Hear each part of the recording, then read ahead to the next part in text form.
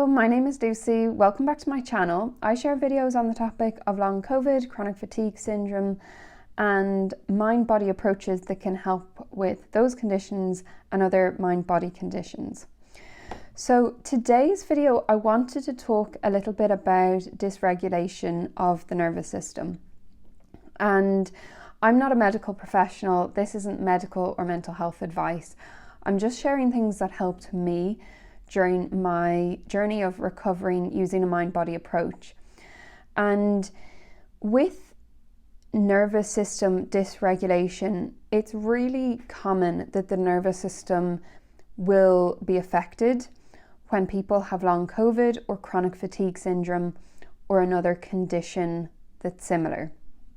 And this can show up in different ways. So the nervous system can go into a shutdown mode, which is known as a dorsal vagal state.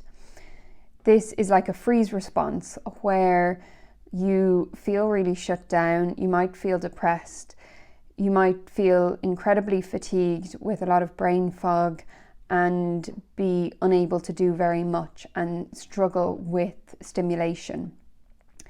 Another state is the hyperarousal state of the sympathetic nervous system. And this state basically is like a fight or flight state where you feel anxious, you feel on edge, maybe you can't sleep at night or you feel restless, but you can't properly relax and rest. And you might feel like your brain is thinking a lot and you want to research things or you want to do things, but maybe because you're unwell, you don't have the energy to do those things, and it's quite an uncomfortable state to be in. It can feel really unpleasant, to put it mildly, to be stuck in that state for a long period of time. And a lot of people who have these conditions are aware of the role that the nervous system plays, and they've done some research on this, or they've seen videos, or they know of different exercises that can help with their nervous system. So some examples of exercises that can help are breathing exercises, meditation, vagus nerve stimulation, so things like gargling. There are specific eye movement exercises and head movement exercises that can help with the vagus nerve, and various other things that can help you when your nervous system is dysregulated. So I'm not going to go into those specific exercises today because the point of this video is more so about people's intentions and people's perspectives around changing the state of their nervous system. And I might maybe do other videos about that in the future, but there is a lot of information out there, and some people already are practicing exercises to help with their nervous system on a regular basis. And often I get a question around how to manage when your nervous system feels really dysregulated. And I wanted to speak a little bit about that because I think regularly doing things that help the nervous system become more regulated and go into a ventral vagal state, which is the rest and digest, it's a more connected social state. That is really helpful for recovery. But sometimes people see this as a problem to solve. So they are thinking of their nervous system state as a barrier to getting better, that this is something that they need to change, this is something that they need to fix in order to feel better. And they put a lot of focus and work and time into trying to shift their nervous system state. And doing regular exercises that help the nervous system, like breathing exercises, meditation, vagal nerve exercises in general, are positive things to do, good things to do. But sometimes the expectation is that there will be a really big noticeable change and you will notice being in a different state, or that this is something that's wrong with you that you need to fix. And it's very easy, even sort of subconsciously, to get into this mindset, because it can be a very normal way of thinking, that we need to fix whatever's in the way of recovery, or we need to fix whatever's wrong. But if we bring a fix-it mentality to changing our nervous system state, there is the risk that you are then giving your body the message that something's not okay, something needs to be fixed, something is physically wrong. And of course, there are physical changes as a result of your nervous system not being in a regulated state. But when there's a lot of focus on fixing the nervous system, changing the nervous system, doing lots of things to correct the nervous system, then you could be inadvertently giving your body and brain the message that you're not safe, that something needs to change for you to be okay, that something needs to be fixed for you to be okay. And whilst the nervous system shifting is a part of recovery, and it is something that will really help with you getting back to normal life again, it doesn't need to be a big project or to be seen as a sort of a mystical problem or puzzle that needs to be solved. Some things that helped me with nervous system regulation, and these are individual, maybe other things will help other people, or doing those exercises alone will be enough for people to shift their nervous system or help their nervous system. But also, it's worth not underestimating self-compassion and acceptance. For instance, if you're in fight or flight mode and you feel quite uncomfortable, you feel anxious, your body feels tense, you have some symptoms as a result of that, then sometimes welcoming that feeling with a compassionate energy can help. So just by thinking, okay, I feel really uncomfortable, a part of me feels really uneasy right now, this is hard to feel like this, but it's okay that this feeling is here. It's okay that this nervous system state is in fight or flight or is in shutdown. That's tough for me, and I'm gonna go easy on myself today, or I am going to do nurturing things that make me feel good, and I'm going to bear in mind that I need to be kind to myself today because of these feelings. So this is already touching on acceptance, but accepting those feelings doesn't mean that you're saying, I'm going to be like this forever, or my nervous system can't shift out of this state. It's just allowing a feeling to be there. Sometimes when people have had unresolved or unexplained physical symptoms for a long time, or if they've struggled in the past to be in a regulated nervous system state, that is very normal to them. As a result, it can be easy to live in your head a lot and think a lot. Try to problem solve and think your way out of things rather than paying attention to the body and accepting the feelings that are in your body at that present moment. Even recognizing that this is uncomfortable, this doesn't feel good, but it's okay that I have this feeling in my body right now, and I can be with this feeling in an understanding and compassionate way.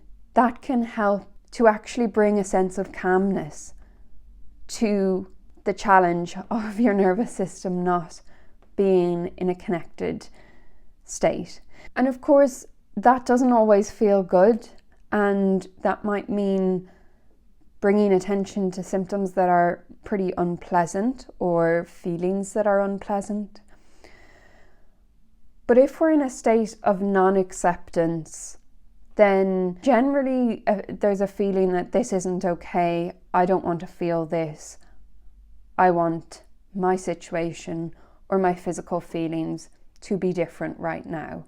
Even that alone can cause an element of stress and of pressure, because you're in a situation you don't want to be in, and you can't control that situation by snapping your fingers and changing the state of your nervous system. So another thing that can be helpful is to reflect on asking yourself, is there a reason why your nervous system might be dysregulated in terms of your thoughts and emotions and anything that's sort of going through your mind at the moment. So for instance, have you had a stressful week? Do you have an event coming up that you're a bit nervous about? Have you been struggling with the mental challenge of being unwell? Or have you been struggling with relationships? Is there something in the back of your mind that's unresolved? Maybe a decision that you have to make that's weighing on you and you're not sure what to do. Anything that's going on in your situation could be a trigger. And sometimes we can't change those things. There's stressors in life that we can't control and we can't change. But noticing that those thoughts are there and that they might be impacting your nervous system can be really helpful. Giving yourself time to notice if you're feeling a particular emotion and to actually feel it, to sit with it, to write about it, also can help to acknowledge that there are feelings that you are experiencing and that could well be a reason why your nervous system is not feeling really regulated. All of these things are connected, and if you had no stresses in your life and you were lying on a beach reading a book you really enjoy, chances are your nervous system would be regulated. But in life and in recovery, there's bound to be a lot of potential triggers and stresses and worries about the future that will impact the nervous system, and keeping an eye on those thoughts is useful. Because you might be having these thoughts on a day-to-day basis and at the same time doing all of these exercises for your nervous system and not seeing any results. And a holistic view can be really helpful, where you're using both a top-down and bottom-up approach. Bottom-up, starting in the body, so that might be a breathing exercise where you're changing something physically to help relax you, calm your nervous system. And top-down being, how are your thoughts at the moment? Do you have any stress that you're aware of? Or is there any stress that you're less aware of, but that might be somewhere in the back of your mind that you can maybe become more aware of or write about? And also bringing self-compassion into what you choose to do in the day, even activities that maybe you have to do, you don't really want to do, but you have to do them because they're just part of your day-to-day routine and your responsibilities. So for instance, putting on some music that you find really relaxing, walking in nature, or if you're not able to walk, sitting in nature, and just allowing yourself to enjoy that environment that might help make you feel more relaxed and grounded. Even watching funny videos or dog videos or cat videos, things that feel good. So rather than getting into this fix-it mentality of trying to research and find something that's going to shift your nervous system, actually doing things that you enjoy and that you like and that make you feel safe and grounded and content, those might actually be more productive in changing your nervous system, even though they probably don't feel like very productive activities. Sometimes the harder we're trying and the more work we're putting in, we're actually driving that state of stress and that state of needing to change something because there's an idea that something is not right with us. using a mind-body approach, you want to constantly be trying to give yourself the message that you are okay, that you're safe, that your body is okay.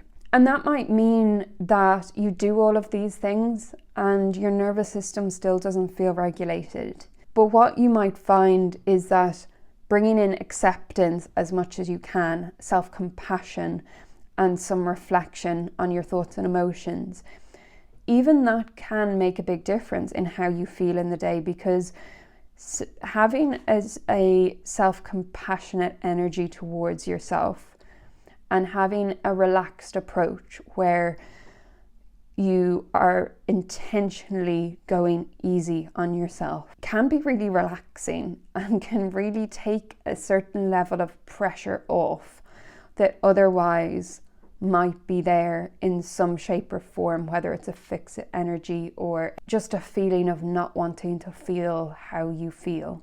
So by all means, the meditations and the breathing exercises and the vagal nerve exercises are all helpful to do. Also paying attention to your body. So there's a good book by Deb Dana, which I'll write the name of in the description, which is really good for helping people tune into their body and notice what state they're in, whether they are in a ventral vagal state. And she recommends activities like noting down what things you're doing when you're in a ventral vagal state, or what triggers the other states that you might go into, and really on a somatic level being able to notice how you feel and notice what state you're in and how to shift out of it. Because often people are really up in their head thinking about things, trying to problem solve, rather than having an embodied approach and paying attention to their body. And it takes time to actually be able to do that and to regularly pay attention to the body, especially if it's not something you're used to doing. Let me know if there are other things that you find helpful in terms of shifting your nervous system or managing a dysregulated nervous system. And if you'd like to join my Facebook group, there's a link in the description below. Also, I'll put a link to my Instagram in the description below as well. Coaching can be helpful because sometimes navigating this alone is challenging. And when you run up against a challenge or a setback, it can be hard to have the full perspective on what went wrong, what you could have done differently, how to pick yourself back up again, what you can do to help with using this approach effectively and reducing your symptoms. So if you're interested in coaching, there's a link below. So thanks for listening, and I will see you in the next video.